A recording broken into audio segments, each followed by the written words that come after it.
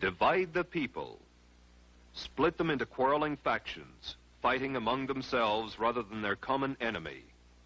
This is the comrades' first rule for the conquest of any country. For well do they know from long experience that the nation so divided and weakened can be easily conquered from within. The communists disdain to conceal their views and aims. They openly declare that their ends can only be attained by the forcible overthrow of all existing social conditions.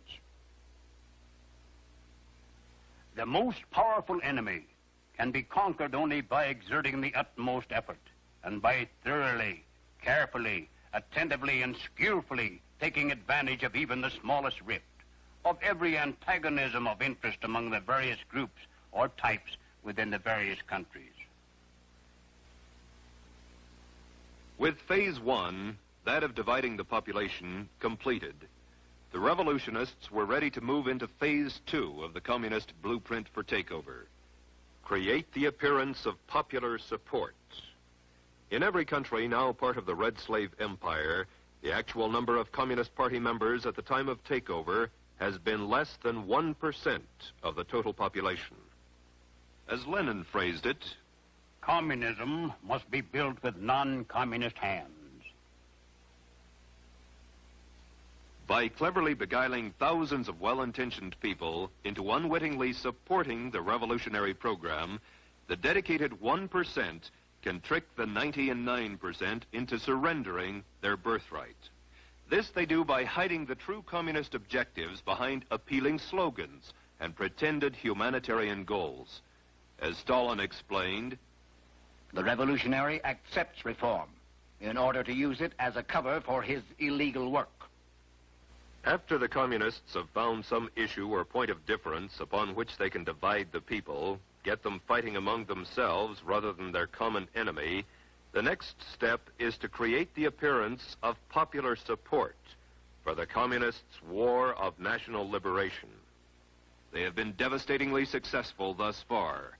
Yet in one country after another, there have been alert, informed individuals who saw the signs, recognized the patterns of conquest, and raised their voices to warn the people. Against just such a contingency, the communists developed the third phase of their blueprint for world domination: neutralize the opposition. We can and must write in a language which sows among the masses hate, revulsion, and scorn toward those who disagree with us. A Communist Party directive issued in 1943 reads, members and front organizations must continually embarrass, discredit, and degrade our critics. When obstructionists become too irritating, label them as fascist or Nazi or anti-Semitic. Constantly associate those who oppose us with those names which already have a bad smell. The association will, after enough repetition, become fact in the public mind. The next step in the communist strategy is the most easily recognized, for it consists of the tactic of getting masses into motion, and thus precipitating mob violence. Master psychologists that they are, the communists know that once the masses are in the streets, it's not too difficult to convert an orderly demonstration into a full-scale riot. They know, too, that when rioting occurs, police and military forces of the government must move to restore law and order, and thus they have the first visible signs of revolution. Riots, demonstrations, street battles, detachments of a revolutionary army. Such are the stages in the development of the popular uprising. The official constitution and program of the Communist Party stated in 1921, the Communist Party will educate and organize the working masses for mass strikes and mass demonstrations. It is through struggles that the working masses are prepared for the final conflict for power. As these strikes grow in number and intensity, they acquire political character through unavoidable collision and open combat with the capitalistic state. Mass action culminates in insurrection and civil war.